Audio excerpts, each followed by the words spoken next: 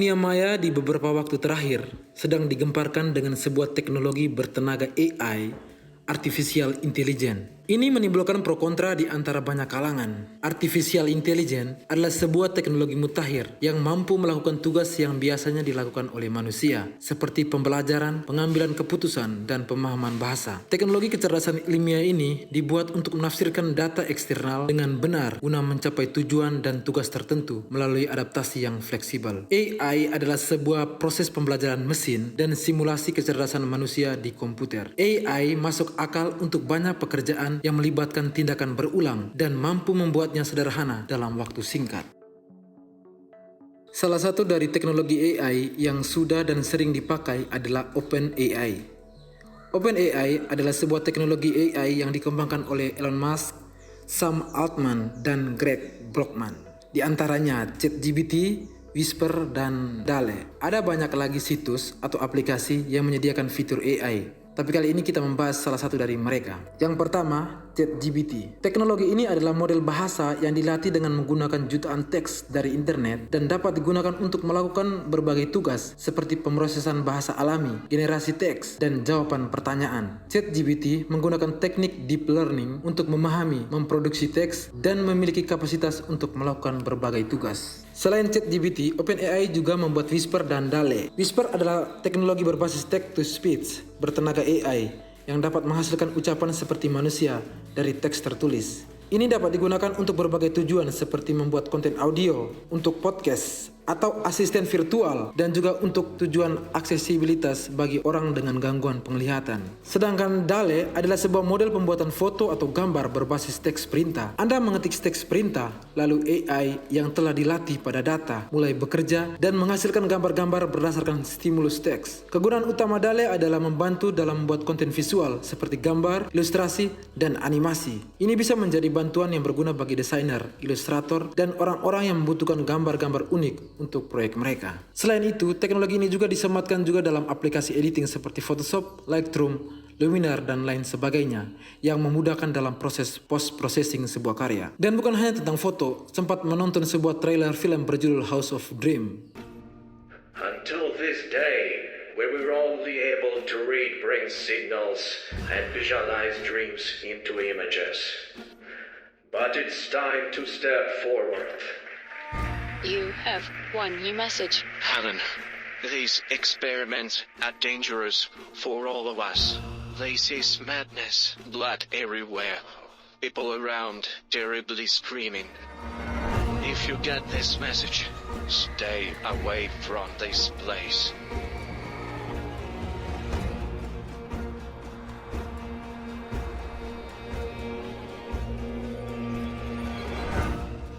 Are you ready for the future?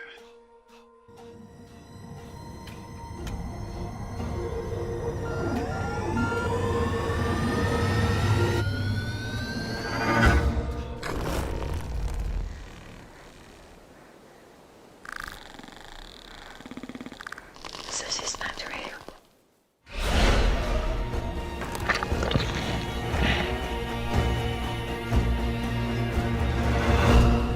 I need to wake up. Semua karakter, lokasi, dan suara dibuat menggunakan kemampuan teknologi AI. Dan saya kira banyak film sekarang sudah banyak menerapkan teknologi ini dalam proyek mereka. Sebuah gebrakan besar dalam industri kreatif. Dalam penelusuran beberapa literasi menganggap ini sebuah tantangan bagi para pekerja kreatif khususnya. Tetapi sebagai sebuah konsep, ini menarik dengan kemungkinan masa depan yang lebih memudahkan. Apakah ini berkat atau petaka? Dari beberapa literasi dan pendapat orang, secara umum OpenAI memiliki beberapa potensi dan dampak negatif di antaranya. Yang pertama, risiko keamanan. Model AI yang kuat seperti OpenAI bisa jatuh ke tangan yang salah dan digunakan untuk tujuan buruk. Yang kedua, bias dan diskriminasi. Dapat mencerminkan dan memperkuat bias dan diskriminasi yang ada dalam data yang dipelajari, memperburuk masalah diskriminasi yang sudah ada. Yang ketiga, menghilangkan pekerjaan. Model AI seperti OpenAI bisa membuat beberapa pekerjaan menjadi tidak lagi diperlukan, menimbulkan masalah pengangguran dan menimbulkan masalah sosial lainnya. Yang berikut adalah isu etika. OpenAI pada umumnya membangkitkan beberapa pertanyaan etika dan moral, seperti bagaimana memastikan bahwa AI digunakan dengan benar dan sesuai dengan nilai-nilai yang baik. Bagaimana fotografer menghadapi perkembangan OpenAI? Bisakah artificial intelligence membunuh profesi fotografer? Mari kita tanyakan sendiri kepada OpenAI. Khususnya dalam bidang fotografi, ada beberapa dampak negatif dari OpenAI yang perlu dipertimbangkan. Terlepas dapat membantu dalam mempercepat proses produksi maupun post-produksi dalam membuat gambar yang lebih detail dan akurat, keberadaan teknologi ini juga bisa berdampak negatif di antaranya.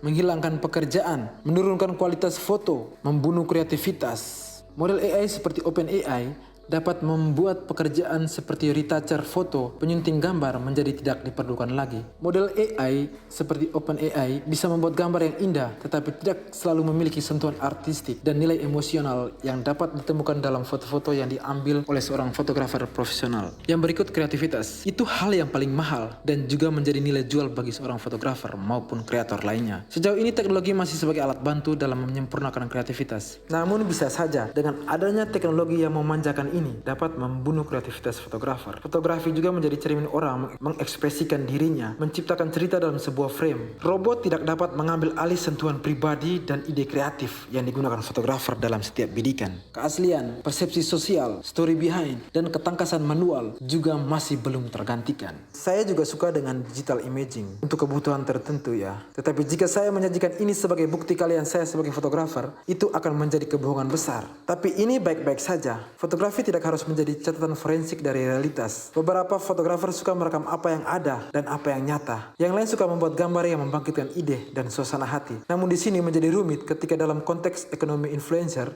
sangat mudah bagi siapa saja untuk memalsukan foto, tetapi tetap menampilkan sebagai kenyataan. Anda dapat membuat diri Anda terlihat cantik, perjalanan dan hidup Anda terlihat luar biasa. Namun, akan lebih berbahaya dengan tuntutan yang disarankan oleh algoritma dunia maya. Semua orang suka trending dan popularitas. Itulah alat yang dipakai zaman sekarang untuk mendapatkan keuntungan sebanyak-banyaknya.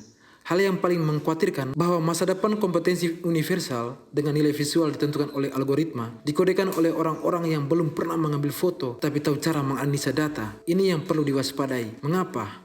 Karya seni, baik visual, audio maupun audiovisual, itu hasil dari ekspresi, kreativitas, pemikiran, emosi, pengetahuan, dan perspektif. Apakah AI memiliki semua itu? Fotografi adalah perpaduan sempurna yang menyenangkan antara art dan realitas. Dalam hal ini, fotografi bukan tentang teknis perhitungan, tapi juga nilai, emosi, dan story behind. Itu yang membedakan karya manusia dengan teknologi AI. Perlu juga diingat bahwa empati, pemikiran kognitif, dan kecerdasan emosional adalah sifat yang membuat manusia unik dan tak tergantikan. Untuk pegiat fotografi, beberapa klien lebih suka berbicara dengan perwakilan manusia ketika mereka memiliki masalah dan AI tak pernah bisa melakukannya. Teknologi memang membuat fotografi terasa cepat dan nyaman, namun fotografer akan kehilangan kepribadiannya dalam menghasilkan dari proses langsung. Itulah sebabnya banyak orang kembali ke fotografi film dan analog, seperti limografi dan Polaroid original. Mereka merevitalisasi teknologi fotografi tradisional agar tetap populer dan relevan. Tak bisa dipungkiri bahwa teknologi AI sudah membantu fotografer maupun kreator digital lainnya. Dalam hal ini, dengan adanya kehadiran kamera-kamera terbaru dengan teknologi berkecepatan tinggi dan konektivitas yang lebih efektif dan efisien, teknologi AI juga disematkan di beberapa aplikasi post-processing gambar dan video yang mana sangat membantu para fotografer dalam mengedit sebuah karya. Sebagai fotografer, saya kira cara terbaik menghadapi perkembangan teknologi ini dengan cara mempelajari dan mengaplikasikan teknologi baru dalam praktik fotografi, namun tetap menjaga originalitas, kreativitas, dan keunikan yang mana merupakan aspek terpenting dalam fotografi. Dengan adanya teknologi ini, fotografer juga dapat meningkatkan keterampilan mereka dalam storytelling dan memberi nilai lebih melalui cerita dan pengalaman mereka yang unik.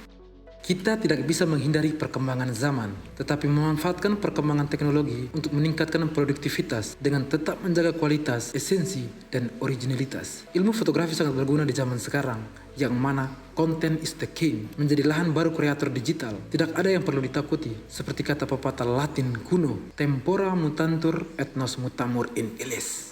Kita tidak bisa menghindari perkembangan teknologi. Hanya orang yang tidak mau berkembang saja yang mengatakan ini hal buruk. Semua perkembangan punya dampak plus minus. Hal ini kembali pada pribadi masing-masing. Namun, tidak ada yang tahu apa yang akan terjadi di masa depan. Prediksi kemarin seringkali menjadi lelucon hari ini. Percayalah, tidak mungkin robot terbaik sekalipun akan meniru kehangatan dan pengertian manusia. Namun bisa saja, suatu saat nanti fotografer akan mengenakan pakaian aluminium seperti robot. Are you ready for the future?